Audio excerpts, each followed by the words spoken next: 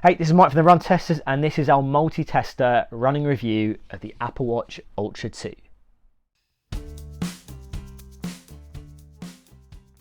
Okay, so a quick rundown of what's new on the Apple Watch Ultra 2 and might persuade you to upgrade from the Apple Watch Ultra. Now, the first thing being is the display. Now, it's the same display technology, but it's now a brighter display. So now it has a maximum 3000 nits of brightness compared to 2000 on the original Apple Watch Ultra. What that also gives a boost to is the flashlight mode that you have on the Apple Watch Ultra 2, so you're going to get a brighter flashlight feature on the Apple Watch Ultra 2. In terms of performance, you're now getting that S9 chip, and that enables things like faster interactions with Siri. You also have, staying on that kind of Siri front, you now have the ability to ask Siri about your health data as well too. That also enables the new double tap feature, which you probably will have heard about. So it's essentially a way of interacting with your watch without kind of swiping on the screen ultimately. So that uses the motion sensors on the watch. It also uses the optical heart rate sensor as well to detect when it's on your wrist as well. And when you kind of have it on, you raise your wrist and you tap your thumb and your index finger. That will kind of activate some features, so things like pausing timers.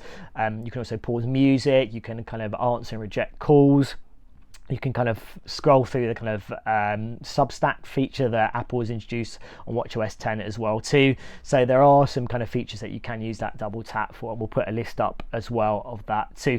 Another thing worth mentioning here is the boost in kind of storage. So you're now getting a 64GB storage on the Apple Watch Ultra 2 compared to 32GB. So giving you a bit more room to kind of sync more music and put more apps in there, ultimately giving you more storage to play with. In terms of other things, elsewhere the design is the same. You're still getting the same sensors, the battery life promises as well. The price has stayed the same as well, with the Apple Watch Ultra dropping down in price as well. And we'll kind of show you the comparison as well. So yeah, those are the key differences, or what's new on the Apple Watch Ultra 2, the main things we would say.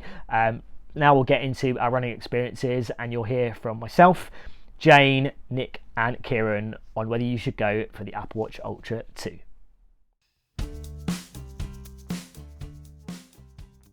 I'll start with my likes. Definitely still feels like the same Apple Watch Ultra we saw about a year ago. Definitely the best Apple Watch to buy if you're looking to do serious training, if you're looking to kind of go on runs, train for a marathon, do kind of triathlon training, and you want an Apple Watch, you want all of the capabilities, you want it to feel like you're wearing an iPhone on your wrist. This is the Apple Watch to buy, and it still definitely feels like the Apple Watch Ultra, the original one.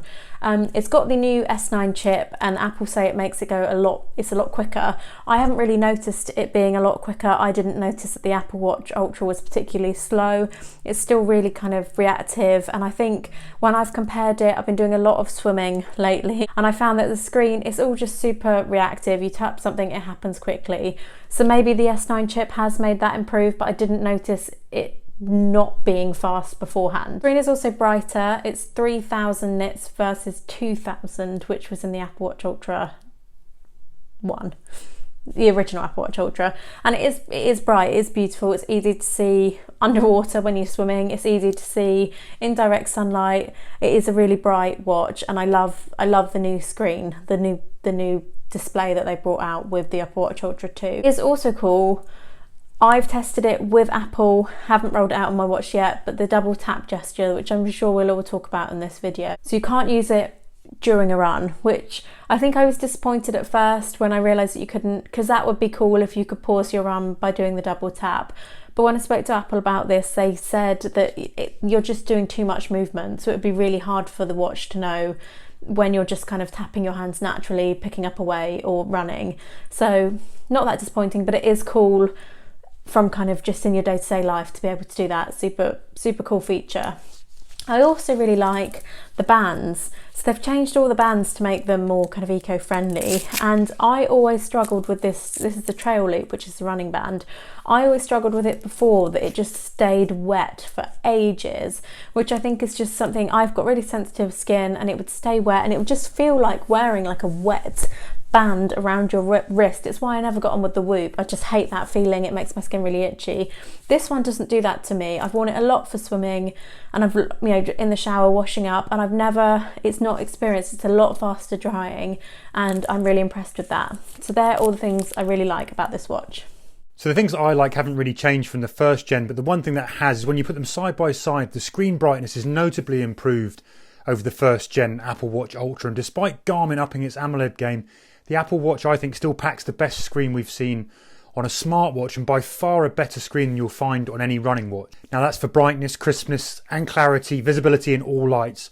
Plus the touchscreen I think remains brilliantly responsive. Now the next thing I'm going to highlight is the battery life. Now sadly the battery life hasn't been improved over the first gen, and the Apple Watch Ultra 2 doesn't have the staying power of the likes of the Garmin Enduro 2 or the Coros Vertix 2. It probably never will match those big endurance beasts on longevity. But this is a smartwatch that kills battery anxiety, at least for racing. It's got you covered for marathon race weekends, not just the race, either the whole weekend, and it can now cope with most single day ultra distances. It's also not that far from having enough battery chops to handle multi-stage ultra. And when it comes to day-to-day training, it's obviously miles off the monthly training time you get on a single charge of the likes of the Enduro 2. But for me, it's stretched to 2 days of regular training in full power mode, with general daily usage between runs. You might get 3 if you tweak the power settings in between runs. That's pretty good. One limiter here though is that the overnight battery burn I found was around 10% in my test, and that's quite high and puts a cap on the multi-day ultra potential. Now we've got to mention the gestures, and when I first read about the double tap gesture I was pretty skeptical. I didn't really get what the fuss was about. It felt a bit gimmicky. And then I saw it in action at the Apple HQ and I was quite wowed by it. The ability to be able to control certain actions by tapping your fingers together seems not only like a very clever thing to achieve by Apple, but the initial reaction is that it can open up some really quite interesting possibilities for controls. But so far, the unfortunate thing is we've not really seen any run-specific uses other than dismissing incoming callers mid-run. The obvious use would be logging splits, but because the workout app is using the heart rate monitor already, that's not an option. But if Apple allows app developers to get creative with the double tap, things could get really interesting. The power here is in simplifying the small but frequent actions like taking splits, skipping Spotify tracks. It could be great, but right now it feels a bit limited, but we are hopeful. Okay, so the 3 things that I like about the Apple Watch Ultra 2, and I'll start with what I would say is a pretty important one, and that is that the run tracking experience and kind of accuracy side of things is very similar to what we got in the Apple Watch Ultra, which was very good.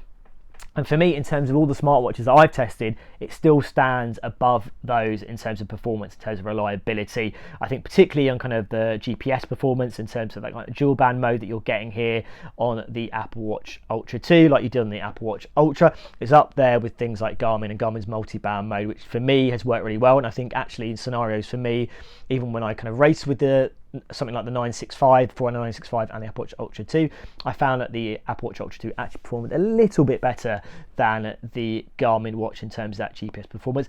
Heart rate monitoring is still pretty much similar in terms of what I've seen, but you do have that capacity to kind of pair a heart rate monitor chest strap, and I've managed to do that very easily on the Apple Watch Ultra 2. The other thing I really like is just that kind of big app ecosystem that you have built around the Apple Watch Ultra 2 and the Apple Watch in general, because we know, the Apple Watch kind of native apps, they're not perfect. They don't give you everything you need as a runner, but ultimately, there are apps there to fill those gaps, whether it's kind of a little bit more in terms of that analysis, a little bit more in terms of that kind of mapping support there as well, which at the moment is really kind of focused at hiking on the Apple Watch Ultra 2. You can get that from the Apple Watch App Store, and it does work, and it's just effortless in terms of getting those apps onto your Apple Watch as well too. The other thing I like, and that kind of feeds into the kind of off the back of the kind of app ecosystem stuff, is it just works like a really good smartwatch, how you would expect a smartwatch to work. When you listen to music, it just kind of boots that up in terms of those features on the watch. In terms of the notification support, I quite like the smart stack stuff that's kind of been introduced here as well. Kind of interacting in general with the watchOS software works really well. It just feels slick. That extra kind of performance boost, which I don't think it massively needed, is there as well too. So just from a pure smartwatch experience and just being a joy to use, and when you need to jump into your runs or see some of your data from the watch face, these are all really nice things that you're getting from the Apple Watch Ultra 2, which granted you are getting from the original Apple Watch Ultra, but it's still, that is kind of retained here on the Apple Watch Ultra 2, and it makes it a really pleasurable experience to use the Apple Watch day to day, and when you kind of get to kind of doing your tracking your runs as well too. So I'll say at the start that I don't think a huge amount has changed with the Apple Watch Ultra 2. So my likes and dislikes are quite similar to what I had with the Apple Watch Ultra 1. That starts with the design, which is not as sleek and I think nice as the Apple Watch Series 9, which is a lighter, small device, which I like more, but it's still a really nice design. It's really well put together. It looks great on the wrist. Obviously loads of great watch faces. In general, it's a joy to interact with that slightly brighter screen than you had from last year. And it is noticeably lighter and smaller than things like the Garmin and Phoenix and Epix, which I often wear outside of testing as well. So yeah, design is still obviously a very strong point with Apple. It's always a positive to see more recycled materials in play as well. Accuracy is also a plus for me. Now, I would say on my great big GPS tier lists of accuracy, that at the top I've got Garmin's multiband mode, and then very slightly behind them is Suunto's multiband mode from the vertical. And then I think the Apple Watch Ultra comes in. Like, it's a really accurate watch. The multiband GPS is pretty reliable.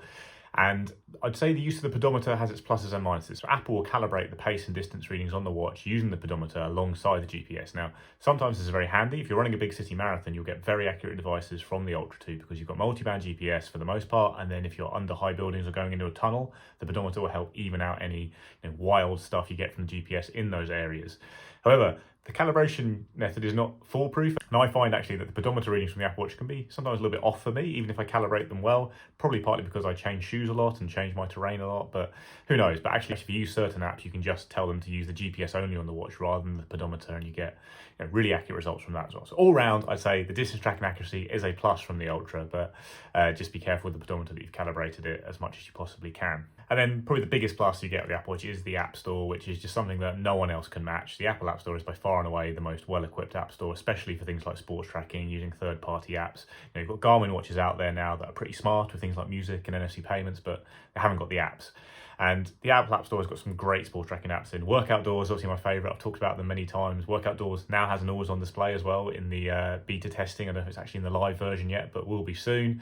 Other apps like URace I've used quite a lot whilst testing the Apple Watch Ultra 2. Just a really nice, clean, simple sports tracking app that brings in some nifty features. And basically the App Store in general fills in any gaps you have on the watch, notably maps, because you do get maps in the Workout Doors app. In an app like Footpath, you can use workout tracking while following routes in there. So in general, if you have a problem with the watch, there is apps that out there to help you solve it, and that's just a strength of the Apple Watch Ultra 2 and the Apple Watch in general that you don't really get from other brands because it's just the best app store. The dislikes, I haven't really got any new complaints here either. I'd say that the battery life is the battery life. We all know what the Apple Watch battery life is. Instead of improving the battery life each year, Apple tends to improve the performance of the watch whilst maintaining the battery life, and it's a fair decision for the market they're going after. People buy the Apple Watch for a very high level of performance, lots of very intense features that use a lot of power, rather than buying it for battery life. If you're going to buy battery life, you go and look at something like the Epix from Garmin or the 4 and a 965 from Garmin that have AMOLED displays and much longer battery life. You're not going to get things like training analysis from the Apple Watch still, and that's probably tied into battery life a little bit because it's not doing a load of extra measurements at night that some watches do. So yeah, if you want that kind of stuff, again, you're looking at proper sports watches from Garmin and Polar and others that will just give you the extra detail into the level of training readiness you have or the recovery time after workouts. The Apple Watch is much more of a passive tracker than a proactive guider of your training. It's not going to try and give you training sessions to do and all that kind of thing, and some people will miss that on those watches because it can be very useful. For some people, they won't miss it at all. And then the price is obviously the big dislike here because it's double the price of the Apple Watch Series 9. Now, this is a much better sports watch for me. I'd say you've got the extra button, you've got the extra accuracy, a little bit longer battery life as well, and probably every day I notice the difference between the Apple Watch Ultra 2 and the Series 9 in terms of the benefits of that lap button or the extra accuracy, slight extra accuracy you get from multiband GPS. But it's not a big difference, and the Apple Watch Series 9 is half the price, I think slightly more attractive watch, and does a lot of stuff really well as well. So that price in general makes it a hard sell, especially because also things like the Garmin 4 and the 965 and Epix watches, some versions of those come in a bit cheaper. So that is certainly a dislike here. Okay, so it's the things that I didn't really love about my time with the Apple Watch Ultra 2. And I think I'll start with double tap. Now, it's not something that I hated, but ultimately I think it's a feature that potentially could be really useful, but right now hasn't, it's not really fully realised as a feature. And I think it almost breaks the experience up a little bit in terms of your interactions with the Apple Watch Ultra 2. And I think, I like the idea. I like the idea of the scenarios where maybe you're out and you can't, reach for, the screen. I found it useful if I'm being on a train. Ultimately that's not a running scenario, but ultimately I'm not being able to reach and I can kind of interact with the display. But scenario for me is when I went out running with it, I kind of had music playing from the Apple Watch Ultra 2, but I had to use Apple Music because the double tap feature doesn't work with kind of third-party services yet, like Spotify, which is something that I do use.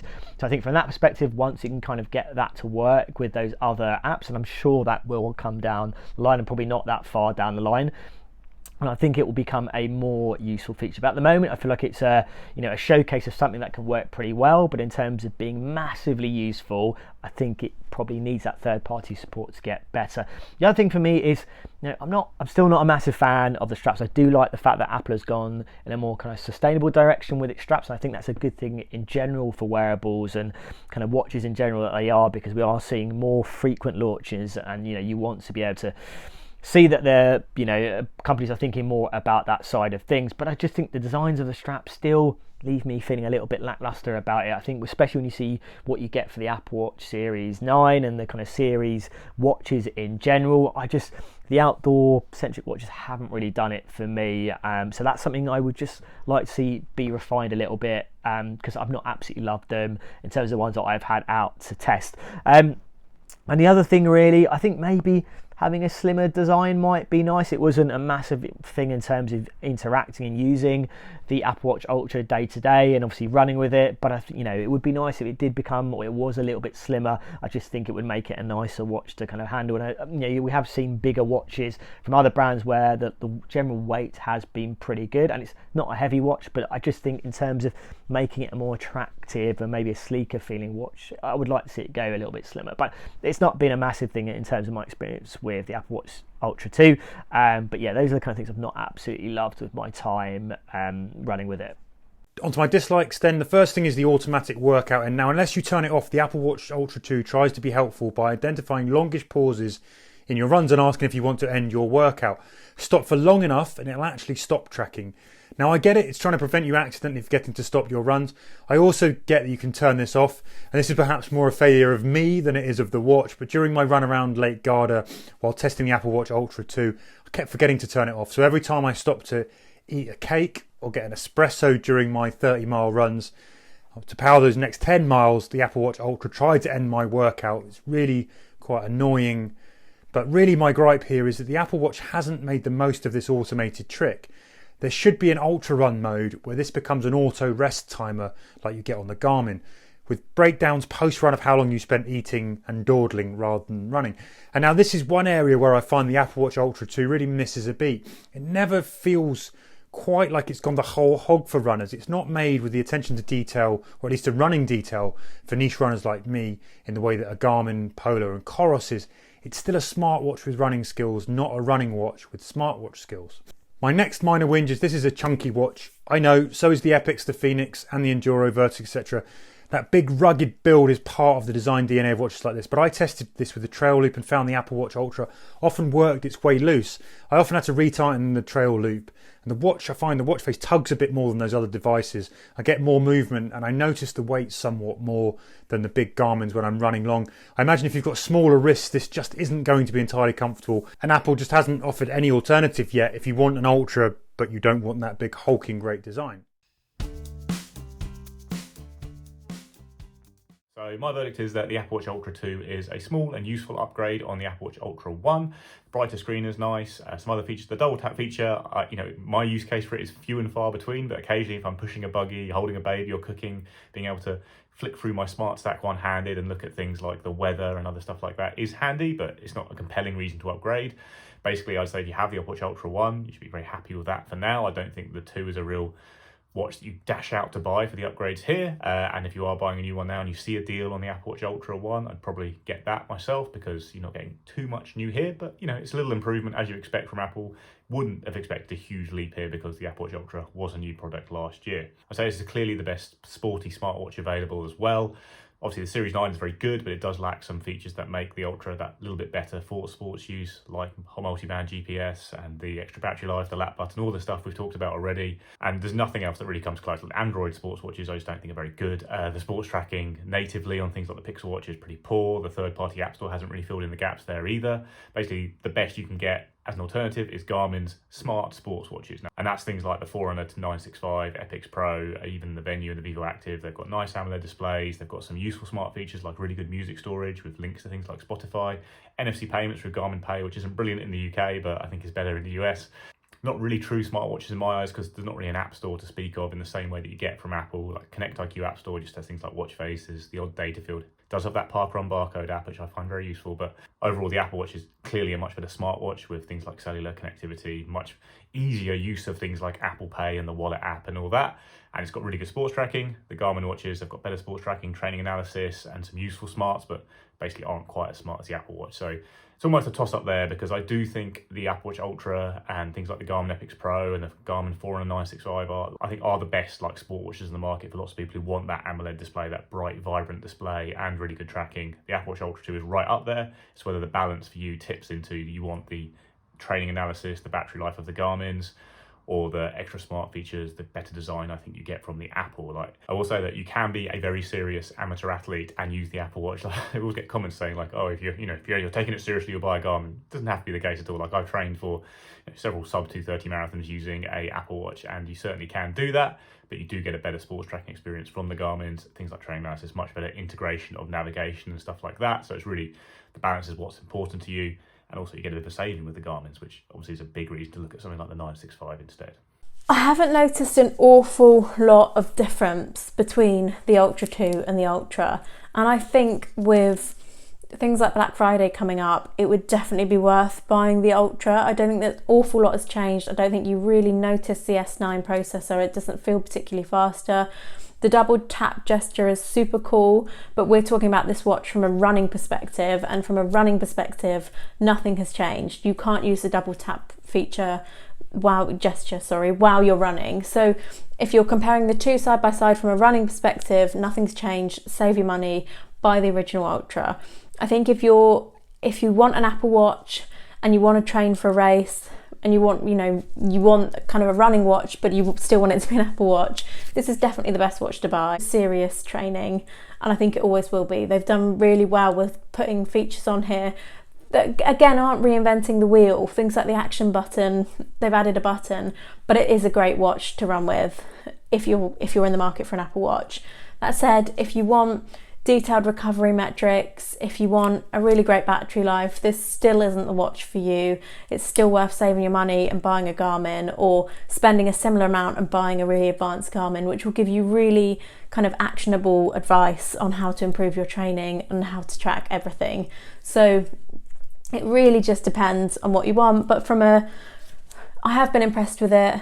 I have really liked testing it. I really like running with it, swimming with it, wearing it every day, tracking my sleep, tracking everything on it. It's a great all-round, but not an awful lot has changed. And if you're on a budget or you want to save money, the original Ultra has a lot of the same capabilities.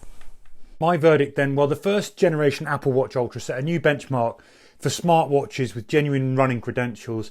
The Apple Watch Ultra 2 builds on that, but only in a small way. And most of the iterative upgrades here are general improvements rather than run specific. So the overall running watch capabilities haven't really changed that significantly.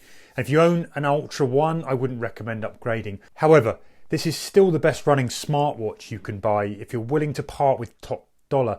No, I said running smartwatch and not running watch because I separate those out. I think this is a lovely piece of kit. I like the design, though I wish it were a little lighter. The screen is top notch. The breadth of apps to boost the running capabilities is pretty much unrivaled when it comes to smartwatches. And there's loads here outside of running that I wish my Garmin could, but probably never will be able to do. However, I've said this with every Apple Watch, and I'm not sure it's ever going to change. I still see the Apple Watch Ultra as a kind of live tool that takes care of some of the running business rather than the running watch. Now, although this is an increasingly powerful running tool and the GPS, heart rate and battery life are all now pretty excellent for a smartwatch, I'd still only recommend it to those who care more about the smartwatch capabilities than they do about pure play running credentials. For me, it's not got that kind of dialed in depth of running specific features to be a replacement for a Garmin Fenix 7 or an Enduro 2. Certainly not on the running and fitness analytics, not on navigation, and that 2 to 3 day battery life still doesn't quite cut it when I can pop the Enduro on charge once a month. So I wouldn't make it my only running watch.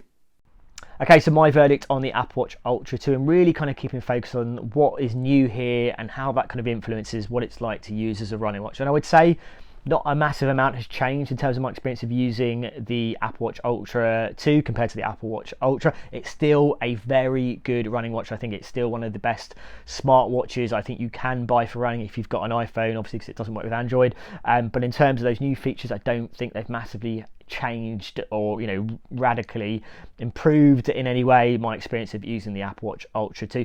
I do like the fact that it's got a brighter screen, you know, and that also gives the flashlight stuff a boost as well. The performance has generally been pretty good. That core run tracking experience in terms of the reliability and actually from a GPS point of view, it's still very good like it is on the Ultra. I think with the double tap feature, I think it hasn't really been truly realized as a feature yet until it can kind of tap into other kind of third-party apps as well to really make the most out of that feature, which I do think potentially could be a useful feature going forward. So for me, comparing it to the Apple Watch Ultra and that running experience, it's not massively different. Looking at it in terms of other watches that are out there that sit around this price, so you're really kind of looking at things like the Garmin Epix Pro, really, which kind of has that AMOLED display. Will give you more in terms of battery life with or without the kind of always on display. You will also get richer training features as well, and I think Garmin have got some really nice features there, and that kind of native tracking as well is just bigger and more comprehensive ultimately. So I think, you know, if I had to pick between those two watches, I would probably just side for the Epix, just because I think in terms of the native tracking, the analysis which I do kind of tap into, I do think is really good. But ultimately, I think if you like the idea of a smartwatch and a running watch and you want the best of what Apple can offer on that front, then the Apple Watch Ultra 2 will give you that. And it is a good experience ultimately overall. It's just whether it's enough to warrant going up from the Apple Watch Ultra right now. I don't think it is just yet. I think we're probably going to see something more radical for the next Apple Watch Ultra watch. But right now, the Apple Watch Ultra 2, still a great smartwatch for runners, still a really strong performance overall. But in terms of being a massive upgrade from the Apple Watch Ultra, there's not a huge amount in it. Okay, so there you have it. That is our verdict or running take on the Apple Watch Ultra 2. Now, if you've got any questions about the Ultra 2, do let us know in the comments. As always, like and subscribe, hit that little bell to find out about our latest videos. And yeah, we'll see you for the next Run Testers video.